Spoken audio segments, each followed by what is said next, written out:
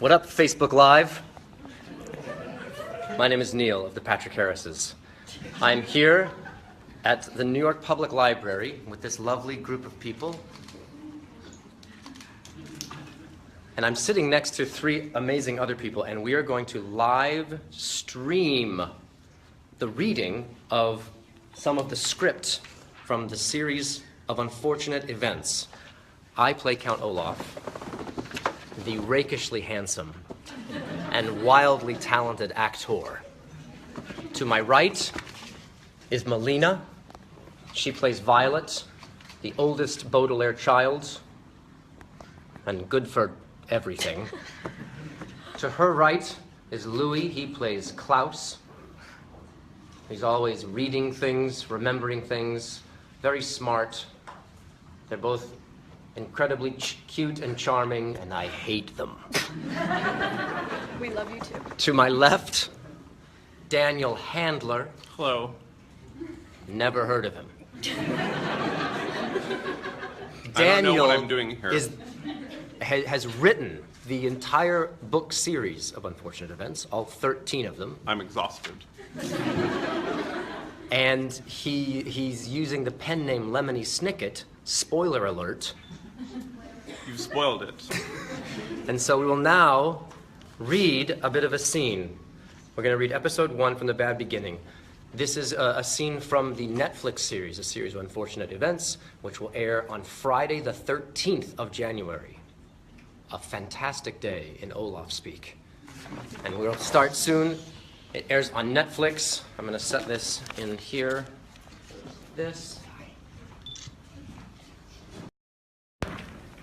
Are you ready? Do you need to do warm-ups or anything? The lips, the teeth, the tip of the tongue. The lips, the teeth, the tip of... No, I don't. Count Olaf slams the door behind him. There's a moment of silence. Count Olaf is striking some sort of pose.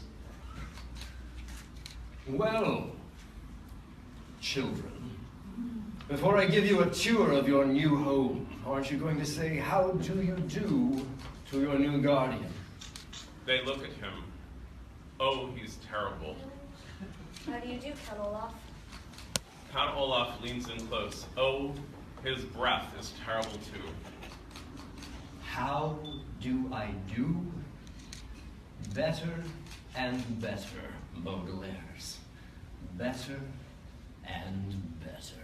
Count Olaf. Mr. Snicket is standing in the doorway, but of course no one can see him. Count Olaf, Count Olaf, Count Olaf. A villain so terrible that I cannot bear to say his name out loud more than 3 times in a row. The dreadful villainy of this vile fiend has haunted me since I first met him as a young man. Every night when I continue my work on the Baudelaire case, I find myself weeping, thinking of his utter wickedness and severe lack of theatrical talent. Count Olaf unrolls a long scroll of parchment from his pocket. Do you know what this is? It looks like a list. Wrong! It's a list. A list of chores. Rich children like you are probably spoiled rotten and have never done chores in your life. Actually, we often helped around the house. Oh, really? Do you really know you help around the house? That's cute. Well, this is your lucky life. Come with me and I'll show you the delightful features of your new home. The tour begins. At each stop, Count Olaf is hoping the children will become terrified and upset.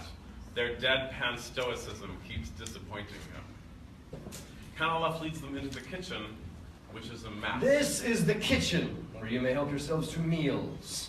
I expect you to keep everything gleamingly clean. Gleamingly? Clean. The stove is like a servant. You have to hit it a little bit to get it to work. Count Olaf leads them to the library. Big bookshelves, nice bookends, no books. The Strickens, the Baudelaires. This is the library, which you will keep well dusted. This is where I do all my reading. He takes them to the dining room where there's a long wooden table, last wiped around the time of the Last Supper. This is the dining room, where I will host dinner parties while telling everyone you are the help. Looks like the wedding party will not get the security deposit back. This is the ballroom. I don't use the ballroom at all. You'll have to redo the floors. He takes them to the spare room. Spare room needs painting. He leads the Baudelaires into a disheveled laundry room. Laundry room. You can hang my socks on that rack after you repair it. He leads the Baudelaires out into a scraggly yard. This is the backyard, which needs weeding, mowing, and pruning. It is also where you will chop firewood. Count Olaf crowds the children into a cramped and dirty bathroom. Bathroom number 7. The only one you are allowed to use. It has all the usual amenities, although the management regrets to inform you that the shampoo is not tear-free. If anything, it encourages tears. A rat runs by. You'll have to share it with him. Count Olaf swings open a door to a small, filthy bedroom with little more than one tiny bed, one window with very ugly curtains, and a pile of rocks. This is where you will sleep, orphans. Out of all of the numerous bedrooms in this enormous mansion, I chose this one for your safety and comfort. There's only one bed.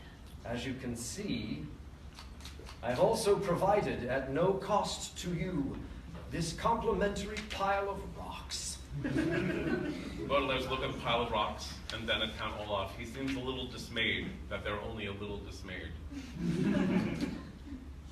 Thoughts? Thoughts. First First of all, of all, first impressions are often wrong. Very true. For example, your first impression of me may be that I am a terrible person, but in time, Baudelaires, I hope you'll realize. He leans in close to the Baudelaires, staring at them with his shiny, shiny eyes. You haven't the faintest idea. At this, the Baudelaires finally give him the fearful reaction he wanted. He smiles triumphantly. I'll give you a moment to unpack. He leaves with a flourish, slamming the door. The Baudelaires, of course, have nothing to unpack. Sonny whimpers. It's okay, Sonny. He's gone. he's horrible. Did you see the tattoo on his ankle? Tattoo is just a decorative pigment on skin. It's not a sign of a wicked person. Unless it's on a wicked person. And suddenly their stoicism drops for the first time since that day at the beach. They're alone and scared. How could our parents put us here? It's a mistake. It'll get sorted out. Until then, we'll make this our home. Mother used to say home is where you hang your hat. But we don't have any hats, just rocks. Have you read any books about people who make homes in difficult places? Klaus considers. There was a village in the Pacific Islands suspended on ropes above an active volcano. How do they manage?